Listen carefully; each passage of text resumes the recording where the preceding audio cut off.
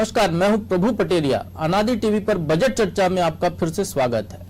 केंद्रीय वित्त मंत्री निर्मला सीतारमण ने संसद में आज आम बजट पेश किया है। इसमें रोड, रेलवे, मेट्रो, स्वास्थ्य, उज्ज्वला योजना, आत्मनिर्भर भारत सहित कई अन्य सेक्टरों के लिए आर्थिक मदद दी गई है।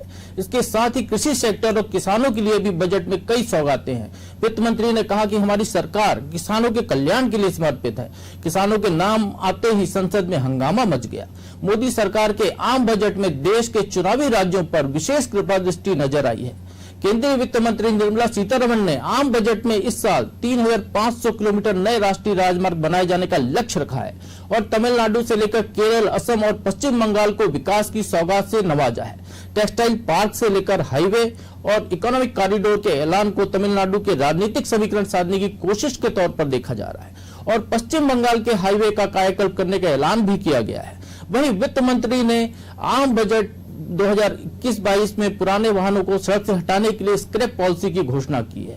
रेलवे के लिए भी बड़ा ऐलान किया गया है। वित्त मंत्री ने कहा है कि राष्ट्रीय रेल योजना 2030 तैयार हो गई है। कुल 1,10,000 करोड़ रुपए का बजट रेलवे को दिया गया है। उन्होंने रेलवे के बारे में कई अहम ऐलान भी किए हैं। तो आइए हम बजट को समझने की कोशिश करते हैं। बजट की चर्चा के लिए हमारे साथ जुड़ गए हैं कांग्रेस से ब्रजेश पांडे जी। ब्रजेश पांडे जी, बहुत बहुत स्वागत है आपका। धन्यवाद। अब ब्रजेश जी, पहली प्रतिक्रिया तो आपसे वही चाहिए जो आमतौर पर विपक्ष की होती है कि बजट को आप किस नजरिए से देखते हैं? देखिए, ये जो आम बजट है जो निर्मला सीतारमण जी ने आज पेश किया संसद में, इस बजट से बहुत निराशा लगी है। मैं सुबह से प्रदेश के और देश के कई न्यूज चैनलों में बैठा था, तो हम लोग अपेक्षा कर रहे थे कि 11 बजे जब इनका पिटारा खुलेगा वित्त मंत्री जी का, तो उससे कई सारी नई चीजें आएंगी, लेकिन कोई भी ऐसी नई चीज नहीं है जिसको हम कुछ कह सके कि उपलब्धि भरी बातें हैं। इनकम टैक्स की रेंज 33% रखी गई है, जहाँ कारपोरेट की आयकर की रेंज 25% रखी गई है। हम समझते हैं कि विनिवेश के मामले में बीमा रेंज 74% विदेशी निवेश किया गया है, जबकि RSS हमेशा इस बात का विरोध करता था, जो 24% कहता था 24% सजा, इसे बीजेपी ने 76% किया है। हम समझते हैं कि LIC जैसी संस्थाओं को बेचने की बात करना, पेट्रोल डीजल को GST के दायरे में न लाना और किसी तरह की एक्साइज ड्यूटी पेट्रोलियम पदार्थों को कम न करना, ये आम जनता के लिए काफी बोझ भरा रहेगा और इससे किसी भी व्यक्ति को किसी तरह की कोई राहत नहीं मिल रही है। वित्तीय घाटे की दर 8.5%, जिसके अनुमान हम लोग 10% का लगा रहे थे। तो ये भ्रमित करने वाला बजट है, इससे आम जनता को किसी तरह का कुछ भी नहीं मिला जिंदगी के अलावा।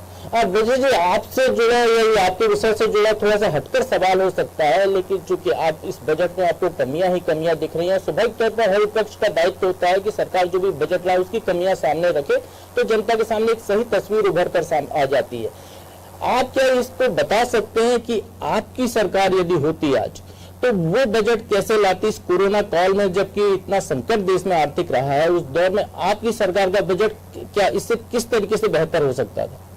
देखिए, अगर हमारी सरकार होती तो हम कम से कम जो इस देश का ये न्यू की रीढ़ है, हमारा अन्नदाता किसान, किसानों को लेकर के ऐसी कोई बातें नहीं की गई है। हमारा अन्नदाता किसान पिछले 2.5 महीने से जो है कड़कड़ाती ठंड में दिल्ली के 5-15 किलोमीटर की दूरी पर अनशन पर है। तो मैं समझता हूँ कि वित्त मंत्री जी और प्रधानमंत्री जी को इस पर सोच के कोई बात करनी थी। मध्य प्रदेश के अंदर की बात करिए या देश के अंदर की बात करिए, हमारी ये हम लोग सोच रहे थे कि जब सरकार कुछ ऐसी बात करेगी, निर्मला सीतारमण जी बात करेंगी, तो सबसे बड़ी बात यह है कि किसानों को जो क्रेडिट कार्ड मिलता था और क्रेडिट कार्ड के अलावा उसमें उनको जो छूटें थी उसका प्रावधान बढ़ाएंगी। पशुपालन के क्षेत्र में, मछली पालन के क्षेत्र में कुछ नई चीजें आएंगी जो नहीं आई हैं। मछली पालन के लिए घोषणा की गई है बजट में।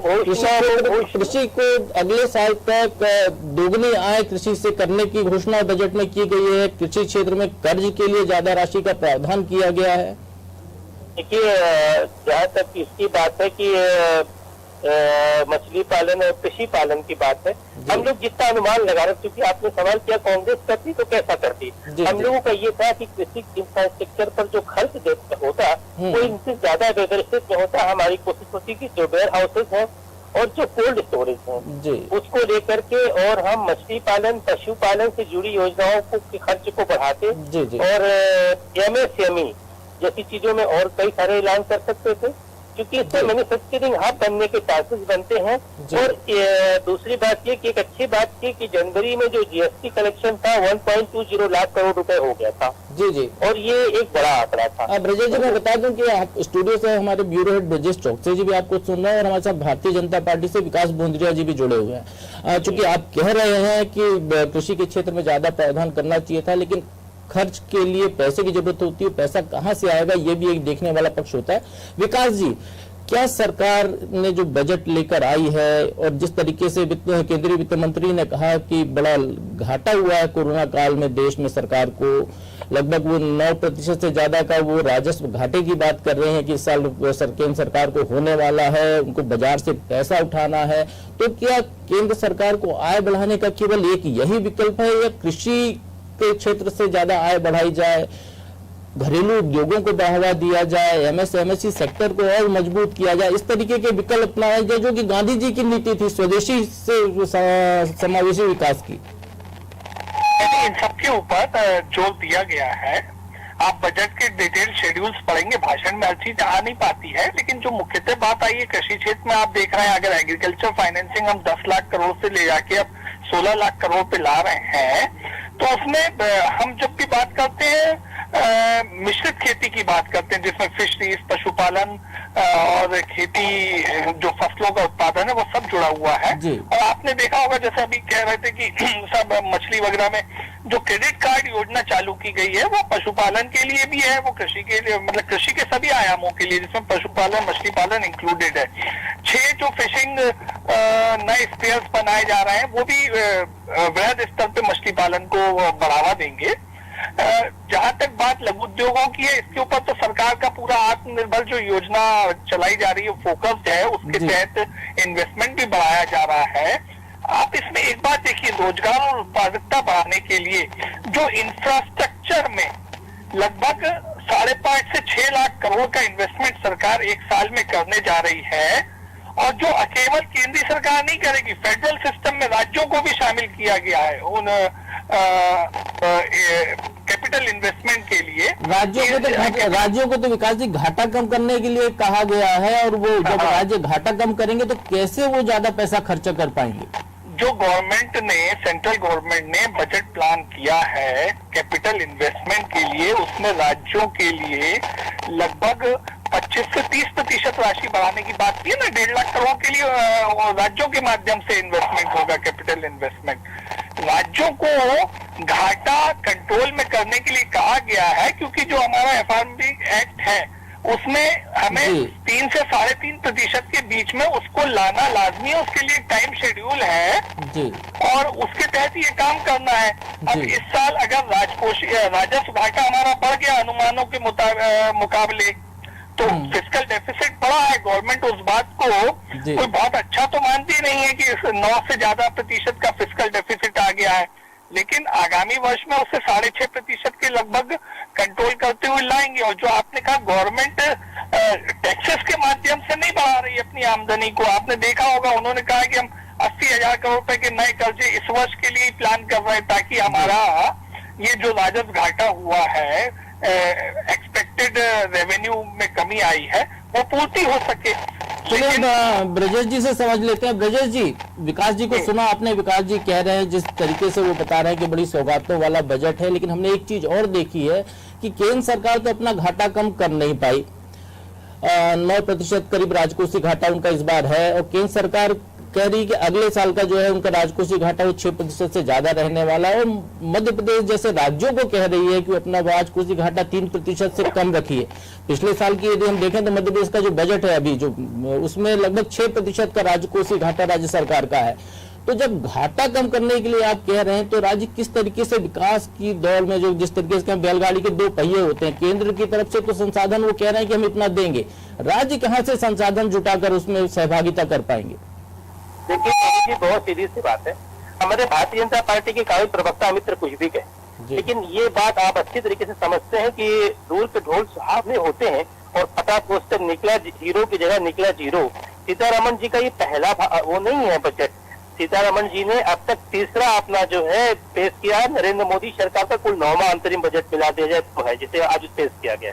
इस बजट से आम लोगों को, मिडिल क्लास को सेकंड क्लास के लोगों को, किसानों को, उद्यमियों को, विशेषज्ञों को काफी उम्मीद थी। और हम समझते हैं कि सरकारी नौकरियों के सृजन के लिए, ग्रामीण विकास के लिए, डेवलपमेंट के लिए और सब टेक्सचर के हाथ अधिक पैसे देने के लिए सरकार कदम उठा सकती थी। इसके अलावा जो विदेशी संस्थागत लोग हैं उनको आकर्षित करने के लिए भी बहुत सारी बातें हो सकती थी। लेकिन मैं समझता हूँ वही रटारटाई बातों की तरह सरकार ने काम किया है। और जहाँ तक विनिवेश की बात है, विनिवेश में ज्यादा संपत्ति सृजन करके आप बहुत अच्छा काम करा सकते हैं। जो ये सरकार बस 2016, 2017, 2018 जो भी बजट उठा के देखी, कहीं पे भी अपनी चीज को लागू नहीं कर पाई है। दूसरी बात है, जो हेल्थ केयर सेक्टर है उस पे भी हम लोग बहुत उम्मीद लगा रखे थे, क्योंकि कोरोना काल में सबसे अधिक यही लोग परेशान हुए हैं। जो इस देश का अन्नदाता किसान के अलावा मजदूर था, जो पलायन करके अपने गांव लौटा, और किस तरह की महंगाई से बेचारा उसको जूझना पड़ रहा है। इसके अलावा भी जो सेकंड क्लास लाइन जिसकी हम लोग हम और बात कर रहे हैं, या जिनको भी इनकम टैक्स में छूट देने की, रिबेट देने की बात की गई थी, ऐसी कुछ भी उम्मीद बड़ी बातें नहीं है। हम समझ रहे हैं कि राजकोषीय घाटे को थोड़ा थोड़ा करके आदमी जो है उसकी ग्रोथ को बढ़ा सकता है, बढ़ा या घटा सकता है। लेकिन और इस वैश्विक महामारी में बीजेपी के साथ कांग्रेस पार्टी भी थी, हम समझते हैं हर विपक्षी पार्टी इसके साथ थी, और जिससे हम लोग महसूस कर रहे थे कि इससे इकोनॉमी को जो है हमारी लॉस हुई है। लेकिन सबसे बड़ी बात यह है कि जो सुबह से और जो पिछले 10 दिनों से हम लोग आकलन कर रहे थे कि जो टैक्स पेयर्स हैं उनकी इनकम टैक्स की छूट की सीमा 2.5 लाख रुपए से बढ़ाकर 3 लाख जी। तो आम जनता भी देख रही है कि उसको कोई छूट नहीं मिली है, और जिस तरीके से शेयर बाजार में दिवाली मनाई जा रही है उस तरीके से जनता सड़क पर इस मामले में नहीं उतरी है कि उसने बजट को लेकर खुशी जताई। हमारे साथ अर्थशास्त्री महिपाल जी भी जुड़ गए हैं, स्टूडियो से हमारे साथ जुड़े हुए हैं। हम उनसे समझने की कोशिश करते हैं कि आखिर ये बजट क्या है। महिपाल जी, बहुत बहुत स्वागत है आपका अनादि टीवी पर। धन्यवाद सर। बजट को लेकर आप समग्र रूप से यदि आप देखें तो एक नटशेल में कैसा है बजट? क्या आम जनता के लिए हित का बजट है, क्या उद्योगों को बढ़ावा देने का बजट है, या केंद्र सरकार जो अपनी कमजोरियां हैं उसको छुपाने का ये बजट लेकर आई है? देखिए, बजट में साफ सी बात है, सरकार का मुख्य फोकस रहा है कि अर्थव्यवस्था में किस तरह से मांग को बढ़ाया जाए जी। और ये पहली बार नहीं है, आत्मनिर्भर भारत जो पैकेज लाई थी उसके माध्यम से भी सरकार की मंशा ये थी कि बाजार में मांग की वृद्धि की जाए। और इस तरह से पूरा का पूरा जो बजट है बाजार आधारित बजट है, क्योंकि सरकार ने कहा है कि मिनिमम गवर्नेंस और मैक्सिमम गवर्नेंस की बात की गई है, न्यूनतम सरकार और अधिकतम प्रशासन की जो बात की गई वो कही गई है जी। तो ताकि सरकार ने जो है इसमें, चाहे आप हेल्थ सेक्टर की बात करें, चाहे इंफ्रास्ट्रक्चर की बात करें, चाहे एग्रीकल्चर सेक्टर की बात करें, सभी में और विनिवेश के माध्यम से जो पूंजी जुटाई जा रही है उसके माध्यम से ये है कि आने वाले समय में सरकार इंफ्रास्ट्रक्चर के माध्यम से निवेश करके बाजार में मांग में वृद्धि करने का प्रयास कर रही है। इसलिए जो है ना सारा का सारा फोकस सरकार का अधोसंरचना, road development, health sector in पे है। हेल्थ सेक्टर में देखा जाए तो पुराने बजटों को अगर तुलना करें तो इस बार काफ़ी सुविधाएं, उसमें काफ़ी बजट में बढ़ोतरी की गई है। तो मुख्य फोकस सरकार का बाजार आधारित बजट है और बाजार के माध्यम से अर्थव्यवस्था में तेजी लाने का प्रयास है, और इसी वजह से हमारा जो शेयर बाजार है वो बूम की तरफ जा रहा है। ब्रजेश जी, ब्रजेश चौकसी जी, मैं सवाल आपसे, क्या आपको लगता है कि केंद्र सरकार का जो बजट आया है, जिस तरीके से महिपाल जी बता रहे हैं कि अर्थव्यवस्था को बूम करने के लिए बजट है या बाजार में से पैसा लाने का बजट है, क्या मध्य प्रदेश जैसा राज्य जिसके पास बहुत ज्यादा औद्योगिक क्षेत्र नहीं है, बहुत ज्यादा औद्योगिक इकाइयां नहीं है, उद्योगों से बहुत ज्यादा इनकम नहीं है, उस राज्य को कृषि पर आधारित राज्य है, उस राज्य का बजट इससे प्रभावित होगा आने वाला? निश्चित तौर पर प्रभु जी, जैसे यादव जी ने बताया है कि ये बजट इसलिए मायने रखता है कि कोरोना काल के बाद जिस तरह से सरकार चाहती है कि मार्केट में यदि पैसा आएगा, फ्लो आएगा, आप खरीदारी करोगे तो पैसे की बढ़ेगी, मांग बढ़ेगी तो डिमांड भी बढ़ेगी, तो आपको उसका फायदा होगा। आपका जिस तरह से आप माइनस में जा रहे हैं, प्लस में कैसे आएंगे? इससे बेहतर मुझे नहीं लगता कि कोरोना काल के बाद यदि ये बजट हेल्थ में 137% उन्होंने किया है। इसलिए क्या है कि हेल्थ सेक्टर में हम पहले से देख रहे हैं कि आपको जरूरत है, आज की जरूरत के आज के समय के अनुसार कोरोना काल में। और मध्य प्रदेश प्रभावित होगा कि नहीं? मध्य प्रदेश के प्रभावित भी इसलिए नहीं होगा, मुझे लगता है कि यदि उद्योग आएंगे, छोटे उद्योगों के लिए भी किया गया है, छोटे छोटे उद्योगों लगाएंगे, जिस तरह से आत्मनिर्भर भारत की बात कर रहे थे, यादव जी भी कर रहे थे, और केंद्र सरकार का ही वो है कि आत्मनिर्भर, और मध्य प्रदेश उसी दिशा में बढ़ रहा है। तो छोटे छोटे उद्योगों की तरह जिस तरह से हम काम कर रहे हैं, और बैंकों को, खासकर बैंक सेक्टरों को ठीक करने की इसमें जरूरत है, एक व्यवस्था बनाने की। जैसे हम मध्य प्रदेश में देख रहे हैं, बैंक लोन नहीं देते हैं। सरकार कोशिश करती है कि हाँ छोटे उद्योग लगे और बेरोजगारों को रोजगार के लिए लोन दिया जाए, लेकिन लोन देते नहीं है। हमने भोपाल में भी देखा है किस तरह से एसडीएम ने बैंक मैनेजर को चमकाया कि आपकी कैसे रिनोवेशन कर रहा हो बैंक का। इसके बाद हमने 15 सैंक्शन कर दिया। हमने भिंड में देखा था जब मुख्यमंत्री ने समीक्षा कर रहे थे वीडियो कॉन्फ्रेंसिंग की तरह से, किस तरह से सामने आया कि 90 मामले गए थे बैंक में और मंजूरी नहीं हुई। तो देखिए, बैंक यदि इसमें सही सपोर्ट करेंगे तो छोटे उद्योग लगेंगे, तो मुझे नहीं लगता कि मध्य प्रदेश में इसका नुकसान होगा। मध्य प्रदेश भी उसी तेज गति से होगा, यदि पूरे देश में विकास होगा, तेज गति से उद्योग लगेंगे तो उसका असर मध्य प्रदेश पर ही पड़ेगा। जिस तरह से रोड पर काम हो रहे हैं, तो मध्य प्रदेश सेंटर में आता है, तो निश्चित तौर पर दूसरी जगह जो फायदे होंगे तो मध्य प्रदेश में भी होंगे। और बजट से, अब इसके बाद मध्य प्रदेश का बजट आएगा, हम आगे क्या करने वाले होंगे, इस पर सरकार की रणनीति बनेगी। तो निश्चित तौर पर मुझे लगता है कि इस बजट से कुछ आगे हम कुछ और क्या कर सकते हैं, उस पर सरकार विचार करेगी। विकास बोंद्रिया जी, आपने महिपाल जी को भी सुना, ब्रजेश चौकसी जी को भी सुना। मध्य प्रदेश सरकार जो बजट लेकर आने वाली है, यदि हम कहें कि केंद्र सरकार का बजट है, इससे राज्य का जो बजट आने वाला है, तो कुछ कमियां इसमें आपको ऐसी लगती हो जो रह गई हो, उसको राज्य सरकार दूर कर सकती है अपने प्रदेश के विकास को देखते हुए?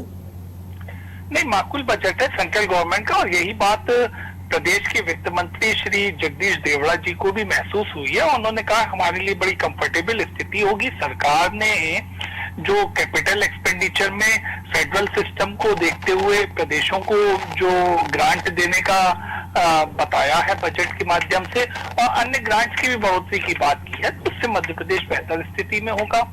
मध्य प्रदेश में एग्रीकल्चर मेन फोकस वाला व्यवसाय है, और एग्रीकल्चर में हमारी एक सदा से रिक्वायरमेंट रही है फाइनेंसिंग की। क्योंकि अब लगभग 40% एग्रीकल्चर फाइनेंस में बढ़ोतरी होगी। मध्य प्रदेश भी अब हॉर्टिकल्चर में बेहतर काम कर रहा है। हमने डिस्ट्रिक्ट आधारित जो फसलों का चयन किया है, उससे किसानों में गति आ रही है। और आपने देखा होगा कॉन्ट्रैक्ट फार्मिंग की जो हमारे यहाँ देश में तो अब आ रहा है, मध्य प्रदेश में तो 2017 से ही कॉन्ट्रैक्ट फार्मिंग के जो मॉडल ड्राफ्ट था वो मंडी एक्ट में इंक्लूड कर दिया गया था, और लोग उसका उपयोग भी कर रहे थे। विकास जी, मैं कृषि से जुड़ा हुआ सवाल आपसे फिर करूंगा, पहले मैं ब्रजेश जी से एक बार पूछ लूं, वो भी जानते हैं। ब्रजेश जी, इसी सरकार ने एक आदेश जारी किया है कि चावल जो पैदावार कृषक बीज चावल धान की बुआई करते हैं, तो वो जो खरीदार की मर्जी से उनको धान की बुआई करनी होगी। ऐसी स्थिति में क्या आपको लगता है कि कृषि के क्षेत्र में उस हिसाब से तरक्की हो सकती है जैसी कि उम्मीद विकास जी जता रहे हैं या सरकार को दिख रही है? देखिए प्रभु जी, मध्य प्रदेश के अंदर जिस तरह की सरकार ने, आपने देखा चौथी बार लोकतंत्र का कत्ल करके अपनी सरकार आनंद फानंद में बनाई, वो कोरोना काल में वो बजट हो गया ब्रजेश जी। अब बजट पर बात की जाए, इस चीज के बाद प्रदेश की जनता को, 7.5 करोड़ जनता को इस बात का विश्वास है कि ये सरकार केवल बतौली करने में सिद्धस्त है और इसमें इनको डिग्री प्राप्त है। अब आप देखिए कि जो वित्त मंत्री जी का बजट है, निर्मला सीतारमण जी का, उससे जगदीश देवड़ा जी का कोई ताल्लुकात ही नहीं है, क्योंकि प्रदेश की सरकार को तो बजट पेश करना है। लेकिन जिस तरह से आज केंद्रीय सरकार ने बजट पेश किया और इनकम टैक्स को लेकर के जो सरकार ने कहा स्लैब में छूट देने की बात, मैं पूरे बजट को देख रहा था। हम लोग उम्मीद ये कर रहे थे कि कम से कम प्रोविडेंट फंड में, पीएफ में और लीव टेबल कंसेशन में, जिसमें टैक्सेशन पे छूट देंगे, जो 7 स्लैब्स होते हैं, जो 0%, 5%, 10%, 15%, 20%, 25% और 30% जो बनाए गए थे, जितने भी तमाम इन्वेस्टमेंट थे, इस पे भी छूट को शामिल किया जाएगा। मेरा सवाल कृषि से जुड़ा हुआ था, इसीलिए लोगों की दिलचस्पी नहीं थी। जहाँ तक चावल की बात है, हमें नहीं लगता कि मध्य प्रदेश सरकार ऐसा कुछ करेगी, क्योंकि देखिए मध्य प्रदेश सरकार जो है छत्तीसगढ़ की सरकार से भी इनकम ग्रोथ के मामले में पीछे है। तो ऐसे कुछ हमें मध्य प्रदेश की सरकार की तरफ विश्वास नहीं करना चाहिए। जिस तरह से इनकी कार्यशैली है, केवल बातें करते हैं, केवल घोषणाएं करते हैं, उससे बहुत ज्यादा उम्मीद नहीं कर सकता हूँ। विकास जी, आपने ब्रजेश जी को सुना, उनको कोई उम्मीद नहीं कृषि क्षेत्र में मध्य प्रदेश में कोई तरक्की हो सकती है। लेकिन निर्मला सीतारमण जी ने आज एक बात कही कि साल 2022 तक कृषि से आय को वो दोगुनी करा देंगी। केंद्र सरकार इस प्रयास में है। आपको बहुत अच्छी तरीके से याद होगा साल 2016 में यही प्रधानमंत्री थे नरेंद्र मोदी जी, मध्य प्रदेश आए थे। मध्य प्रदेश की धरती सीहोर से उन्होंने ऐलान किया था कि अगले 3 साल में कृषि से आय दोगुनी कर दी जाएगी। वो टाइम लिमिट 2019 में खत्म हो गई। अब एक नया टाइम फ्रेम आ गया है 2022 का। इस बजट में केवल किसानों को लोन बढ़ाने की बात की गई है। ये कहा गया है कि हमने एमएसपी पे इतना गेहूं खरीदा, हमने एमएसपी पे इतनी धान खरीदी है, एमएसपी पे इतनी दाल खरीदी। ये नहीं कहा गया है कि देश में जो किसान आंदोलन कर रहे हैं जिस मुद्दों को लेकर, खेतों को छोड़कर सड़क पर बैठे हुए हैं, तो ऐसे में अगले साल तक कैसे कृषि से आय दुगनी हो सकती है जब तक कि उनकी समस्याओं का समाधान नहीं होगा।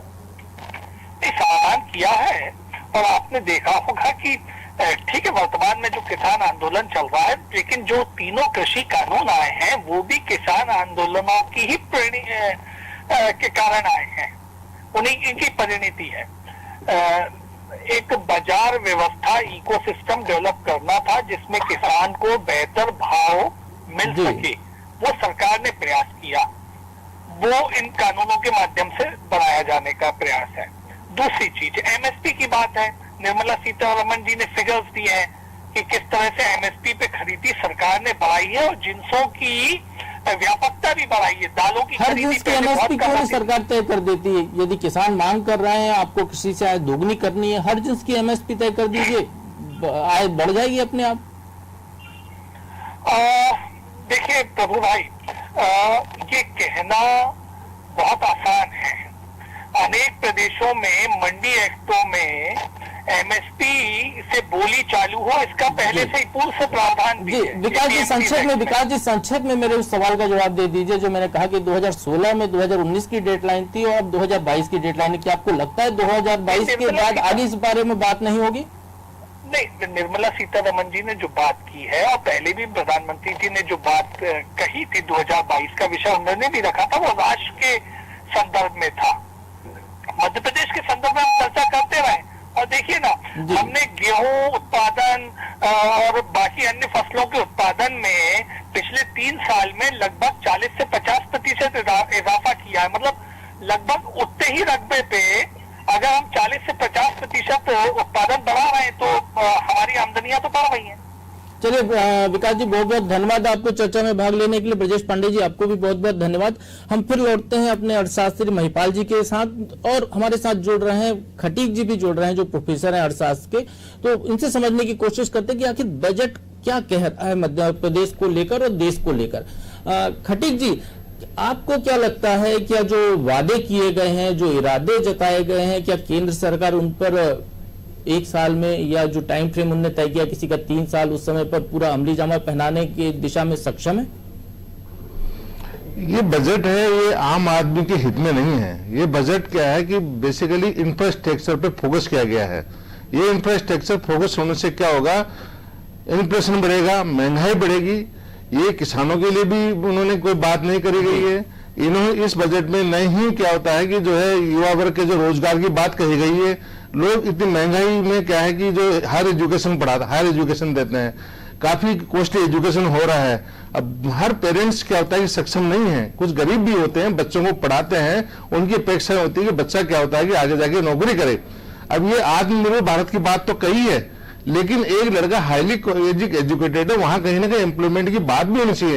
इन्होंने एम्प्लॉयमेंट के बारे में उन्होंने डिटेल कोई नहीं, ऐसा बजट में कोई प्रोविजन नहीं करा है जिससे लोगों को जो हाईली क्वालिफाइड लोग हैं, पहले बता चुके हैं कि पकौड़ा तलना भी आत्मनिर्भरता की तरफ बढ़ता हुआ कदम है। नहीं, आत्मनिर्भरता है, लेकिन आत्मनिर्भरता के लिए भी आपको इंफ्रास्ट्रक्चर चाहिए।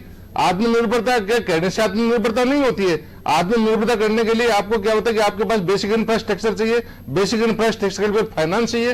गवर्नमेंट इतना क्या दे देगी, इंफ्रास्ट्रक्चर भी डेवलप करके दे देगी और उनके लिए भी जो बिजनेस करने के लिए भी क्या है कि दे देगी। शायद ही ऐसा नहीं है, ये उनके लिए है जिनके पास में ऑलरेडी कोई छोटी में जमीन है या मान लो उनके पास में खुद का अपना इंफ्रास्ट्रक्चर है, वहां तो ठीक है आत्मनिर्भर सक्षम है। लेकिन एक व्यक्ति क्या है कि जो एक गरीब परिवार का बच्चा पढ़ के आता है, उसकी अपेक्षाएं होती है कि मुझे आगे जाके कहीं ना कहीं मुझे रोजगार मिले, सरकारी नौकरी मिले या प्राइवेट निजी क्षेत्र में नौकरी मिले। अब वर्तमान में स्थिति क्या है कि न तो सरकारी क्षेत्र में नौकरी मिल पा रही है, न निजी क्षेत्र में नौकरी मिल पा रही है। अब मिल रही है तो 10-15 हजार रुपए मिल रहे, 10-15 हजार में परिवार नहीं चलता है। ये हकीकत है। इस बजट में देखा जाए तो क्या है कि किसानों के लिए भी हितकारी नहीं है, युवाओं के लिए भी बजट अच्छा नहीं है। ये बजट में देखा इन्हें इंफ्रास्ट्रक्चर पे इन्होंने इतना पैकेज दिया है कि वहां से वेस्ट बंगाल में उन्होंने रोड की बात की, रोड कहां से कहां, कन्याकुमारी से लेके कलकत्ता से लेके वहां बंगाल तक उन्होंने रोड का इंफ्रास्ट्रक्चर डेवलपमेंट की बात करी है। तो ये जो इंफ्रास्ट्रक्चर से डेवलप करने से ही क्या होता है कि देश का विकास नहीं होता है। इंफ्रास्ट्रक्चर होना चाहिए, लेकिन इंफ्रास्ट्रक्चर के साथ साथ रोजगार भी होना चाहिए। अब ये पढ़ा लिखा आदमी क्या होता है कि वहां जाके वो थोड़ी करेगा, एक हाईली एजुकेटेड आदमी महिपाल जी से समझने की कोशिश करते। महिपाल जी, इंफ्रास्ट्रक्चर डेवलपमेंट होगा, अधोसंरचना विकास बढ़ेगा, नई सड़कें बनेंगी, नए कल कारखाने लगेंगे, तो क्या इससे रोजगार बढ़ेगा या रोजगार सिर्फ नौकरियों से ही मिलना को रोजगार कहा जाएगा? देखिए, इसमें इसी बजट को लेकर हम आलोचना नहीं कर सकते हैं कि ये बजट आम आदमी के लिए नहीं है जी। पूर्व की सरकारों को भी देखें तो 1990 से ही भारत सरकार ने बाजार आधारित बजट बनाना प्रारंभ कर दिए थे। उसी के तारतम्य में ये कड़ी है, बाजार आधारित बजट है।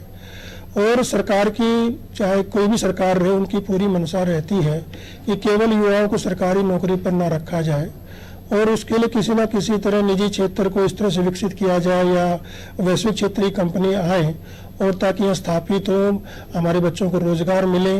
तो उसी के तारतम्य में बजट रखा जा रहा है। इसमें खास तौर पर एमएसएमई पे फोकस किया गया।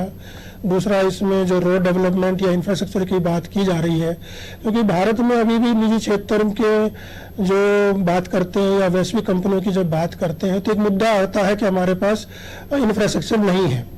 तो उस क्षेत्र में खास तौर पर विकास करने की आवश्यकता है ताकि निजी क्षेत्र की कंपनियां भी यहाँ पर आएं और वैश्विक कंपनियां भी आएं। जब कंपनियां आएंगी तो निसंदेह बाजार में युवाओं को रोजगार मिलेगा। तो उस पर आधारित है। मतलब ब्रजेश चौकसी जी, विषय थोड़ा सा पेट्रोल डीजल की तरफ चलते हैं जो आम आदमी से जुड़ा हुआ है। सरकार ने पेट्रोल डीजल पर कृषि सेस लगा दिया है। पेट्रोल डीजल पर सरकार ने एक्साइज ड्यूटी कम करने की बात कही है, लेकिन ये भी कहा है कि इसका भार, जो ड्यूटी कम हो रही है, ना तो उसका फायदा आम आदमी को मिलेगा, ना जो सेस लग रहा है उसका भार आम आदमी पर पड़ेगा। लेकिन जिस तरीके से रोज पेट्रोल डीजल के दाम बढ़ रहे हैं, तो उसको देखते हुए क्या आपको लगता है क्या कि आम आदमी पर कोई भार नहीं पड़ेगा, या हम ये मान के चलें कि आने वाले 1 साल या 6 महीने तक पेट्रोल डीजल के दामों में कोई इजाफा नहीं होने वाला है? देखिए प्रभु जी, यदि पेट्रोल डीजल के दाम बढ़ेंगे, जिस तरह सेंस लगाने की बात कही है डीजल पे भी और पेट्रोल पे, तो आप बताइए पेट्रोल डीजल पे दाम बढ़ते हैं तो पेट्रोल के कारण ही आपका जो माल ढुलाई का काम है उससे सब्जी तक के दाम बढ़ जाते हैं। हम देखते हैं सस्ते होते हैं दाम, तो उसके सस्ते हो जाएंगे सब्जियों के, माल ढुलाई तो होगी ना। यदि कोई भी सामान आपका बाजार में आएगा, यदि किसानों से ही नहीं मतलब, यदि किसान खेत में ट्रैक्टर चलाता है, उसको डीजल लगाता है, तो उसकी लागत बढ़ती है। आप एक तरफ लागत कम करने की बात कर रहे हैं, आय दोगुनी करने की बात कर रहे हैं किसानों की, तो वो भी प्रभावित होता है। रही बात मार्केट में बाजार के जो दाम बढ़ते हैं, मूल्य वृद्धि होती है, महंगाई बढ़ती है, उसके सबसे बड़ी वजह भी एक डीजल पेट्रोल ही है। आप उस पर जैसे जैसे डीजल पेट्रोल बढ़ता जाएगा, हर चीज के दाम बढ़ते हैं, सब्जी से लेके, चावल से लेके, गेहूं से लेके, जो भी माल ढुलाई में आएगा, जो भी सामान आएगा, ट्रांसपोर्टिंग में आएगा, तो उसके दाम बढ़ जाते हैं। तो मुझे लगता है कि ये वाला जो निर्णय है, खासकर डीजल पे, डीजल से ज्यादा प्रभावित होगा। पेट्रोल पे आप एक विषय लगा भी देते तो ज्यादा प्रभाव नहीं पड़ता, लेकिन डीजल पे सेंस लगाने से महंगाई बढ़ने की चांसेस ज्यादा दिखते हैं। खटीक साहब, आप महंगाई की बात कर रहे थे, ब्रजेश चौकसी जी भी कह रहे हैं कि डीजल पर सेस लगने से या दाम बढ़ते हुए से हर चीज पर असर पड़ता है, तो इससे कुल मिलाकर महंगाई तो बढ़ती ही है। तो क्या ये जो बजट बनाने वाले लोग हैं, जो केंद्र सरकार में बैठे लोग हैं, जो पूरे देश के एक एक आदमी का हिसाब लगाकर बजट बनाते हैं, क्या उनको ये समझ में नहीं आता है कि आपके बजट से शेयर बाजार में तो खुशी झलकती है, उद्योगपतियों में खुशी झलकती है, निवेशक है वो खुश होते हैं, लेकिन आम आदमी दुखी होता है? नहीं, देखिए सर, आम आदमी के साथ साथ जो करदाता है, जो व्यक्तिगत करदाता है, जो डायरेक्ट टैक्स पेयर है जी, उनके पे कोई इस टैक्स में कोई उनके लिए कोई रिबेट ही नहीं है। जबकि उनको देखा जाए तो सबसे ज्यादा यदि रेवेन्यू कलेक्ट होता है तो कर से होता है। हमें जो सरकार को रेवेन्यू सबसे मिलती है तो एक मेजर सोर्स ऑफ इनकम एक टैक्स भी है। अब उनको कोई अपेक्षा थी कि इस बजट में क्या होता है कि जरूर कुछ न कुछ 2 साल से कोई बजट में हमें राहत मिलेगी, वो छूट मिलेगी, लेकिन ऐसा कोई प्रावधान नहीं किया। बस ये कराया कि 75 जिसकी उम्र है ज्यादा है, एक क्या है कि जैसे क्या कहेंगे सीनियर सिटीजन है, उसको क्या है आधारित है, जो पेंशन जमा पर है वही उन्हीं को छूट दिए, वो भी उनके लिए भी एज लिमिट कर दिया। उनके लिए भी 75 उम्र, 75 से ज्यादा एज है उनकी उम्र, यदि 75 वर्ष से ज्यादा है तो उन्हीं को क्या है कि टैक्स में छूट है, बाकी 75 से कम वाले को नहीं है छूट। तो कहने का मतलब जो व्यक्तिगत करदाता है उनको भी कोई छूट नहीं है। साथ साथ इन्होंने एक और किया है इनडायरेक्ट टैक्स में भी क्या है कि जो है टैक्स में वृद्धि करने की बात कह दी है, तो डायरेक्ट टैक्स तो था ही था, अब इनडायरेक्ट टैक्स आने से भी क्या है कि चीजें और महंगी होगी। इनडायरेक्ट टैक्स में वृद्धि होने से चीजें सामान या महंगाई कमी में, महंगाई में और वृद्धि होगी। तो जो सर ने बात कही है डीजल पेट्रोल से ही नहीं, अब आपको इनडायरेक्ट टैक्स भी बजट में कहा कि हम इनडायरेक्ट टैक्स भी बढ़ाएंगे। जब इनडायरेक्ट टैक्स बढ़ेगा तो क्या सामान सस्ता होगा, महंगा होगा, चीजें महंगी होगी। तीसरा कारण आपको और बताऊं मैं, ये इंफ्रास्ट्रक्चर डेवलपमेंट की बात होती है तो मार्केट में इन्फ्लेशन होता है। इन्फ्लेशन होता है, क्या होता है कि देखिए रोड बनाने में एक हाईली क्वालिफाइड आदमी काम नहीं कर, रोजगार मिलेगा जरूर, एक जो वर्ग विशेष है उनको जरूर रोजगार मिलेगा, लेकिन व्यक्तिगत बेसिस देखा जाए, पढ़ा लिखा व्यक्ति है, एक मान लो बीटेक है, एमटेक है लड़का या एमबीए है, प्रोफेशनल है, उनको कोई रोजगार के चांस नहीं है इंफ्रास्ट्रक्चर से, ठीक है ना। तो यहाँ ऐसी स्थिति में क्या है कि जो है आपका जब इन्फ्लेशन बढ़ेगा, इन्फ्लेशन बढ़ने से और चीजें महंगी होगी। इंफ्रास्ट्रक्चर जब भी डेवलपमेंट होता है, ये मान के चलिए हम जब पढ़ाते हैं बच्चों को, इंफ्रास्ट्रक्चर बढ़ता है तो क्या होता है कि उससे मार्केट में इन्फ्लेशन आता है, और इन्फ्लेशन आने से क्या होता है कि चीजें बजाय सस्ती होने की और महंगी होती है। तो इसके कारण सर ने जो भी कहा है डीजल पेट्रोल की बात कही है, डीजल पेट्रोल से ही नहीं है, इसके और भी कई कारण है जो बजट इसके लिए जिम्मेदार होगा। महिपाल जी, आत्मनिर्भरता की ओर देश को बढ़ाने की बात की जा रही है, आत्मनिर्भर भारत की बात हो रही है, आत्मनिर्भर मध्य प्रदेश की बात हो रही है। क्या ऐसे बजट आने से क्या व्यक्ति आत्मनिर्भर हो सकता है? क्योंकि आत्मनिर्भर भारत तब होगा जब देश का एक एक व्यक्ति आत्मनिर्भर हो जाए। जिस तरीके से खटीक साहब कह रहे हैं कि रोजगार की संभावना नहीं, और बिल्कुल स्वाभाविक बात है कि एक बच्चा जो पैदा होता है उस पर उसका परिवार लाखों रुपए खर्च करके उसको हाईली क्वालिफाइड एजुकेटेड पर्सन बनाता है, और उसके बाद उसके ऊपर जितना खर्च किया गया है उसके मुताबिक उसको यदि रोजगार ना मिले, उतना उसकी कमाई ना हो, उतनी उसकी सैलरी ना मिले, तो वो पूरा उस पर जो इन्वेस्टमेंट है वो एनपीए की तरह हो गया, खराब इन्वेस्टमेंट हो गया। तो ऐसी स्थिति जब देश में बनी हुई है तो उसमें क्या आप ये उम्मीद कर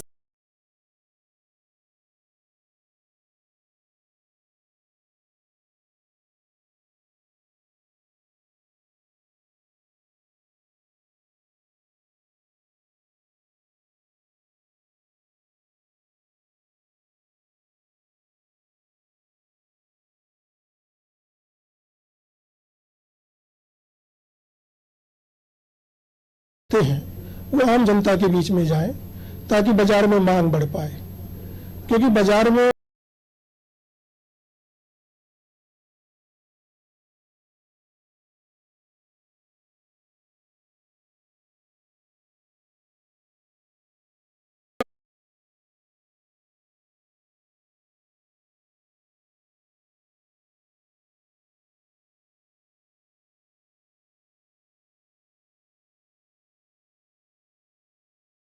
कम होती है, उनको हम खर्च किस तरह से करते हैं। अगर हमारा इनकम पे जो आ रही है सरकार की वो कर्मचारियों के वेतन में जा रही है या एस्टेब्लिशमेंट एक्सपेंडिचर पे जा रही है तो विकास नहीं होने वाला है। सीधा सीधा है कि हमारे एग्रीकल्चर क्षेत्र में इनकम जाए, ग्रामीण क्षेत्र में इनकम जाए, और उसके लिए सरकार जैसे किसान सम्मान निधि को बढ़ाने की बात कर रही है, एमएसएमई को बढ़ाने की बात कर रही है, तो सरकार का पूरा साफ मंतव्य है कि इस पूरी अर्थव्यवस्था को बाजार पर लाकर रख देना है, ताकि जो है बाजार के माध्यम से उद्योग धंधे पनपे, जैसे कि अमेरिका में या दूसरे जापान में हो रहा है उस तरह से बात की जा रही है। सारा फोकस इसी बात को लेकर है कि एक एक जो इनकम टैक्स से आय प्राप्त हो रही है उस आय का निवेश जो है पूंजीगत वस्तुओं में हो, अधोसंरचना में, विकास में हो, उन सब में होगा। तो निसंदेह जब एकदम देखिए 1990 में जब सुधार आए थे तो 1995 में तो कोई लाभ नहीं हुआ था। आज जब 2019 में सुधार आ रहे हैं तो आप समझिए 4-5 साल तक कुछ रिजल्ट नहीं आएगा, आप 3-4 साल के बाद देखेंगे तो रिजल्ट दिखने को मिलेगा। ब्रजेश चौधरी, मैं आपके पास आऊंगा, लेकिन पहले मैं खटीक साहब से समझने की कोशिश करता हूँ। खटीक साहब, जिस तरीके से बात हो रही है इंफ्रास्ट्रक्चर निवेश की, आत्मनिर्भरता की, क्या आपको लगता है कि हम जब निवेश करते हैं, यदि हम डॉक्टर की एमबीबीएस की पढ़ाई की बात करें तो निजी क्षेत्र में यदि कोई बच्चा एमबीबीएस करता है तो वो 5 साल में करीब करीब 1 करोड़ रुपए खर्च करता है, तब जाकर वो एमबीबीएस की डिग्री लेता है। और सरकारी अस्पताल में यदि जाता है, सरकारी मेडिकल कॉलेज में जाता है तो 12 से 15 लाख रुपए उसका कुल खर्च आता है 5 साल का। तो जहां इतना बड़ा गैप है तो वहां निजीकरण के भरोसे या निजी क्षेत्र के भरोसे देश को विकास की तरफ ले जाया जा सकता है या आत्मनिर्भर बनाया जा सकता है? नहीं सर, पूर्ण रूप से निजी क्षेत्र में ले जाना भी क्या होता है कि सार्थक नहीं है, क्योंकि अभी 15 लाख ये तो उन फिगर्स की आप बात कर रहे हैं, वास्तव हकीकत ये है कि एजुकेशन सिस्टम से मैं जुड़ा हुआ हूँ। हमने देखा है कई चीजें ऐसी है कि यदि कोई बच्चा प्राइवेट सेक्टर से, यदि मान लो प्राइवेट यूनिवर्सिटी से MBA करता है या MBBS करता है जैसे आपने कहा, तो उसकी फीस 15 लाख 10-15 लाख में नहीं कर पाता वो 5 साल की मैंने कहा 1 करोड़ रुपए करीब होता है। अब 1 करोड़ रुपए दिमाग क्या होता है कि वहां न तो क्वालिटी है, देखा जाए तो क्या होता है कि सरकार चलो प्राइवेट सेक्टर को भी यदि बढ़ावा दे रही है एजुकेशन में, तो वहां पर कंट्रोल भी अच्छा होना चाहिए, फीस का भी कंट्रोल होना चाहिए और क्वालिटी एजुकेशन का भी कंट्रोल होना चाहिए। उनका मोटो आज स्थिति अलग है। वहां क्या होता है ऐसे शिक्षक रखे जाते हैं जो क्या होता है कि मार्केट में अच्छे शिक्षक तो अच्छी सैलरी देनी पड़ेगी, वहां क्या होता है कि जो है B ग्रेड के C ग्रेड के शिक्षक रखे जाते हैं, A ग्रेड के शिक्षक highly paid highly salary demand होती है उनकी। तो वहां क्या होता है कि यदि प्राइवेट सेक्टर को हम एजुकेशन में बढ़ावा दें या मेडिकल में बढ़ावा दें, तो वहां सरकार को पूर्ण रूप से नियंत्रण करना होगा, उनकी क्वालिटी पे भी कंट्रोल करना होगा, उनकी फीस पे भी कंट्रोल करना होगा। कहने से नहीं, नियम आपने बना दिए हैं कि साहब इतनी से ज्यादा फीस नहीं लेते, क्या वाकई में खेत ऐसा हो रहा है? क्या क्वालिटी एजुकेशन लड़का यदि MBBS करके निकलता है प्राइवेट कोई यूनिवर्सिटी से या प्राइवेट कॉलेज से, क्या वो एक सरकारी जो मान लो यूनिवर्सिटी है उसके इक्विवेलेंट है? क्या उसके पैरामीटर है? डिग्री लेना इज नॉट एनफ, क्या उसके पास नॉलेज है? तो ये भी सरकार को इस पे भी विचार करना होगा कि उन पे कंट्रोल करे। अन्यथा क्या होता है कि कहने से नहीं होता, हम प्राइवेट सेक्टर को बढ़ावा दे रहे हैं, उनकी ढील दे रहे हैं, यदि उन पे कंट्रोल नहीं करेंगे तो क्या होता है कि आपका जो है कल होके पता पड़ा मेडिकल बच्चा MBBS पता पड़ा उसे इलाज कराना पसंद नहीं करेंगे, उससे पहले पूछा जाएगा कि कहां से पास आउट हो। तो इन चीजों पे भी हमें देखना होगा। सर ने भी जैसे बात कही, बहुत अच्छी बात कही महिपाल सर ने, कि अभी क्या होता है कि केंद्र सरकार के कर्मचारियों को वो दिया गया एडवांस दिया गया, फेस्टिवल एडवांसेज, इसके लिए एंटाइटल सभी लोग नहीं होते हैं। देखा जाए इसके लिए एंटाइटल क्लास 3 क्लास 4 के लोग होते हैं, क्लास 1 अधिकारी या क्लास 2 अधिकारी इसके लिए एंटाइटल नहीं होता है। फेस्टिवल एडवांस के लिए जनरली जो एडवांस होते हैं वो क्लास 3 और क्लास 4 के होते हैं, जो जिनाइन होता है, क्योंकि उनकी सैलरी जो होती है वो इतनी नहीं होती है जितनी क्लास 2 और क्लास 1 की जो होती है। ऑफिसर ग्रेड में या क्लास 2 अधिकारी के अभाव के लोगों को क्या है कि ये फेस्टिवल एडवांस नहीं मिलता है, चाहे स्टेट गवर्नमेंट हो चाहे सेंट्रल गवर्नमेंट हो। तो ये जो कहा ना कि सर ने बात कही है, मैं बात समर्थन करता हूं इनकी बात को, ठीक है उसका सही ढंग से यूज होना चाहिए, वो अलग बात है, लेकिन उस सबको नहीं मिलता है, कुछ ही कर्मचारियों को मिलता है। वो क्लास 3 क्लास 4 के जो लेवल के लोग होते हैं उनको मिलता है, क्लास 2 या क्लास 1 के अधिकारियों को नहीं मिलता है। ब्रजेश जी, निजीकरण की बात हो रही है, सरकार जो है सैनिक स्कूल भी अब PPP मोड पर खोलने जा रही है, उद्योगों को बढ़ावा देने की बात हो रही है, BOT में सड़कें बनेंगी। आप हमने देखा है कि जब BOT की सड़क पर हम चलते हैं तो उसी रोड पर ट्रेन से जाते हैं तो उससे लगभग दोगुना आदमी को तो किराया लग जाता है, उसका जो खर्चा है वो, और साथ में जो वहां पर जो BOT टोल चुकाता है। तो आने वाले समय में क्या सरकार इस तरीके से ही आम आदमी पर भार डालने जा रही है कि वो विकास तो देती है लेकिन उस विकास की कीमत जो उसकी जरूरी है, सरकार की दायित्व होता है बुनियादी सुविधाएं मुहैया कराना, लेकिन उस बुनियादी सुविधाओं की कीमत किसी तीसरे आदमी की जेब में जाती हुई दिखाई देती है। देखिए प्रभु जी, यदि सरकार रोड बना रही है तो अच्छी बात है, हम यदि उसकी बात करें तो, लेकिन रोड बना रही है तो उनके आसपास आपको जगह चिन्हित करना चाहिए, वहां उद्योग लगाना चाहिए, तब तो उन रोडों का कोई महत्व है। यदि आपने कॉरिडोर बना दिया है मान के चलिए, तो कॉरिडोर के आसपास उद्योग क्षेत्र भी विकसित कीजिए आप, वहां पे उद्योग लगेंगे तो लोगों को रोजगार मिलेगा। रोजगार देने मतलब सरकारी नौकरी में ही रोजगार नहीं दे सकते आप, कैसी व्यवस्था रोजगार मिल सके। जैसे कि अभी खटीक साहब ने बताया कि हमारी शिक्षा पद्धति ऐसी है कि आपने डिप्लोमा ले लिया या डिग्री ले ली तो आपको रोजगार नहीं मिल जाता, बेरोजगारी रहते हो आप। हम देखते हैं पुलिस वाली भर्ती में भी MBBS के लोग कतार में लगते हैं, सिपाही की में डॉक्टर लगते हैं, इंजीनियर लगते हैं। तो आप उनको कहां, मतलब आप एजुकेशन दे रहे हो, एक तो क्वालिटी की एजुकेशन दीजिए आप ताकि उनको रोजगार मिल सके, रोजगार मुखी एजुकेशन दीजिए, और उनको कहां मिल सके इसकी व्यवस्था कीजिए। यदि IT के क्षेत्र में, यदि मध्य प्रदेश में बात करें तो हमारे पास कोई IT के क्षेत्र में ऐसा कोई उद्योग नहीं है, कोई वो नहीं है। आपको जाना है, पुणे जाओगे आप, बेंगलोर जाओगे, चंडीगढ़ जाओगे, मध्य प्रदेश में कहा, इंदौर को छोड़ के आपको IT सेक्टर का जितना भी यूथ है यहाँ वो बाहर जा रहा है नौकरी के लिए, या फिर दूसरा काम कर रहा है। तो आप रोजगार किस तरीके से दे रहे हो? यदि आप रोड डेवलपमेंट कर रहे हो, सड़कें बना रहा हो, तो उसके साथ साथ आपको वो रोजगार के लिए, उद्योग के लिए भी एक पॉलिसी बनाना चाहिए। निजीकरण आप कर रहे हो, सही बात है, जैसे कि खटीक जी ने कहा, यदि हॉस्पिटलों में नियंत्रण रखना जरूरी है ना आपको। आप 100 सैनिक स्कूल खोल रहे हैं, अच्छी बात है, लेकिन एजुकेशन क्वालिटी की मिले और सस्ती मिले। यदि आप MBBS बना रहा हो 1 करोड़ में, तो आप उससे क्या अपेक्षा करोगे? वो गरीबों को गांव में जाके इलाज करेगा? नहीं करेगा वो।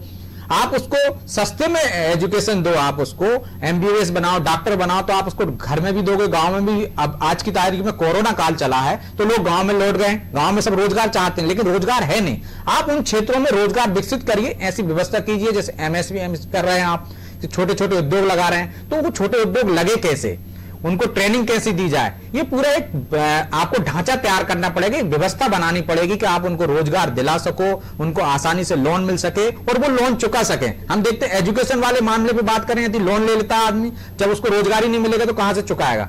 एक भार और आ जाता है पालकों पे कि बच्चे की पढ़ाई में पहले ही करोड़ों रुपए खर्च कर दिए, फिर वो लोन भी दिला दिया और रोजगार से भी नहीं लगा तो वो भी चुकाइए आप। तो आपको वैसी व्यवस्था करना पड़ेगी, तब जाके ये सही मायने में आत्मनिर्भर भारत की दिशा में बढ़ता हुआ कदम दिखेगा। अब महिपाल जी, एक बात और हुई है, बैंकों के बारे में कहा है केंद्रीय वित्त मंत्री ने कि बैंक यदि डूब जाता है तो लोगों को 5-5 लाख रुपए तक राशि मिलेगी।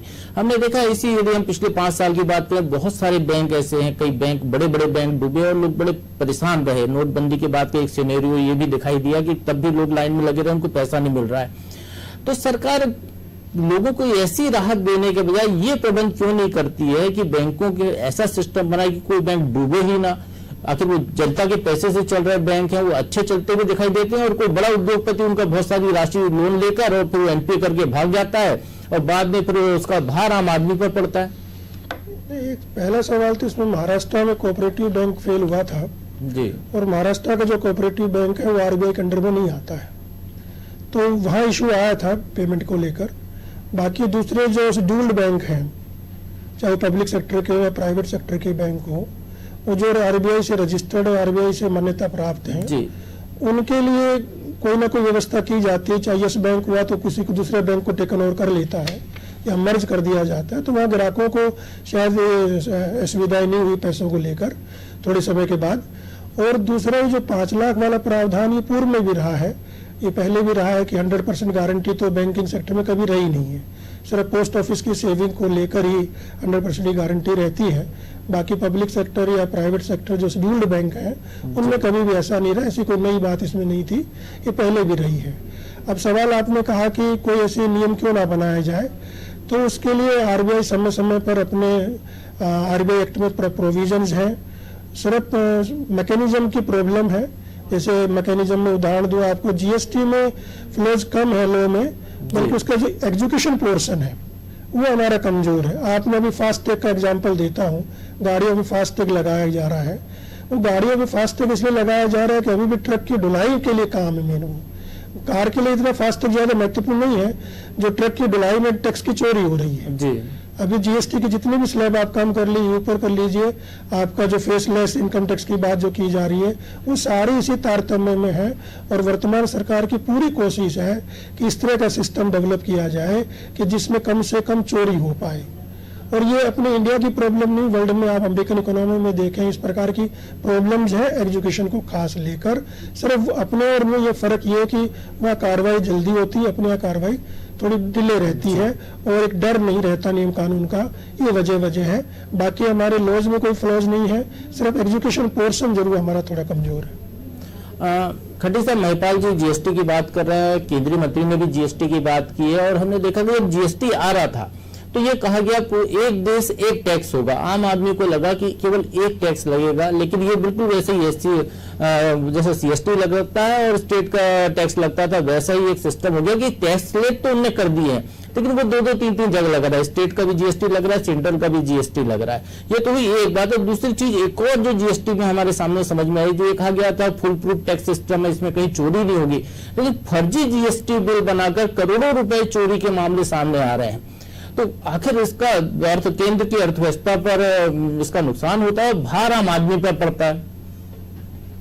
जी, लेकिन GST आने से काफी कुछ टैक्स में काफी रिफॉर्म्स तो हुआ है। टैक्स सिस्टम जो था अपना, इसमें काफी रिफॉर्म्स तो हुआ, काफी सुधार तो हुआ है। हमारा जो रेवेन्यू था उस कलेक्शन में भी काफी वृद्धि हुई है जब से GST आया है। तो GST आने से पहले की तुलना में पहले हमारा जो टैक्स कलेक्शन था और अभी जो GST के बाद में जो टैक्स का जो कलेक्शन हो रहा है उसमें काफी डिफरेंस है, मतलब लगभग 50% वृद्धि हुई है उसमें। तो सरकार इसमें पेट्रोल डीजल को क्यों नहीं शामिल कर लेती? GST में भी इतना अच्छा सिस्टम है तो उसको उसमें क्यों वसूली आम जनता से की जाती है वैट के जरिए? सरकार की बड़ी नीति है। एक्चुअल में उसका संबंध भी डायरेक्ट उससे है ना, क्या कि डेली क्या कि प्राइसेस चेंज होती रहती है, जैसे गोल्ड की है उसी प्रकार इसमें भी क्या होता है कि जो पेट्रोल और डीजल की प्राइस भी डेली मूव होती रहती है, क्योंकि इंटरनेशनल से, क्योंकि इसका तो पूरा अपने इंपोर्ट करना पड़ रहा है, इंडिया में तो इसका प्रोडक्शन है नहीं, पूरा में तो क्या इंपोर्ट करना पड़ रहा है। तो इसका क्या होता है कि जो संबंध डॉलर से भी है, डॉलर की हर मिनट में रेट चेंज होती है, तो उसका कहीं ना कहीं सरकार के सामने भी इसके लोगों को समस्या आ रही है, इसलिए क्या है कि उसको जो उसमें इनकॉर्पोरेट नहीं कर पा रही है। महिपाल जी, चूंकि कई सारे सेस लगाने की बात हुई है, कुछ छूट की भी बात हुई है, लेकिन सबसे बड़ा ऑटो सेक्टर, यदि उसमें कहें कि ऑटो सेक्टर में आप टैक्सेशन जो ऑटो पार्ट्स है उस पर टैक्सेशन बढ़ा दिया, स्वाभाविक तौर पर गाड़ियां महंगी होंगी, सोना जरूर उस पर आयात का शुल्क कम कर दिया गया, सोना चांदी जैसी चीजों पर। तो क्या देश को यदि इकोनॉमी को बूस्ट करना है तो क्या वाहनों की ज्यादा जरूरत है या सोना चांदी की ज्यादा जरूरत देश को पड़ने वाली है? अब देखिए, दोनों चीजें अलग अलग हैं। वाहनों में अगर हम टैक्स की बात करते हैं तो कहीं ना कहीं जो लग्जरीज कार हैं उन पर अगर सेस लगाया जाता है तो कहीं गलत नहीं है वो, क्योंकि सरकार के पास रेवेन्यू कहाँ से आएगा जी। एक बड़ा इशू ये हमारे सामने आता है। या आपके पास 3 ही ऑप्शन है, या तो डिसइन्वेस्टमेंट करें, या टैक्स लगाएं, या पब्लिक या आप इंटरनेशनल जो फाइनेंस एजेंसीज हैं उनके पास जाके लेके आए, या मार्केट से पैसा उठाएं। तो सरकार का मुख्य फोकस दो चीजों पे रहा है। एक डिसइन्वेस्टमेंट पे रहा है कि किस तरह से पूंजी को लाया जाए। दूसरा इस बजट में ये रहा कि पीपी मॉडल या प्राइवेट को किस तरह से बढ़ाया जाए। तीसरा जो है ना, सरकार का फोकस है कि आपका जो टैक्सेशन है सेस के माध्यम से या ऐसी लग्जरियस चीज़ों पे लगाया जाए जिनसे कि आम आदमी पर ज़्यादा भार ना पड़े और सरकार का काम भी जल रहा। अब ज्वेलरीज गहने की बात रही तो चूंकि गहना भारतीय समाज में थोड़ा सा अभी भी आम आदमी के भी मन में गहने के प्रति रुझान रहता है। भले मेरे घर में कार है या नहीं है, लेकिन अगर उठी लड़की को माँ बाप देना चाहता है, अगर उसमें अगर कम कर दिया है तो कहीं ना कहीं ये मानसिकता रही होगी सरकार की कि हमारे आम आदमी को प्रभावित ना होना चाहिए, ये वजह रही है। चलिए, चर्चा में भाग लेने के लिए बहुत बहुत धन्यवाद महिपाल जी। खटीक साहब, आपका भी धन्यवाद। अब ब्रजेश जी, आपसे एक संक्षिप्त एक लाइन की टिप्पणी, क्या ये बजट आपको लगता है कि प्रदेश की अर्थव्यवस्था को आगे बढ़ा सकता है? देखिए प्रभु जी, बजट आएगा, इसके बाद मध्य प्रदेश का बजट आएगा। हम उस बजट से हमें क्या मिलने वाला है अभी तक तो ये स्पष्ट नहीं हुआ है। चलिए ब्रजेश जी, आपको भी बहुत बहुत धन्यवाद। चर्चा को हम यहीं विराम देते हैं।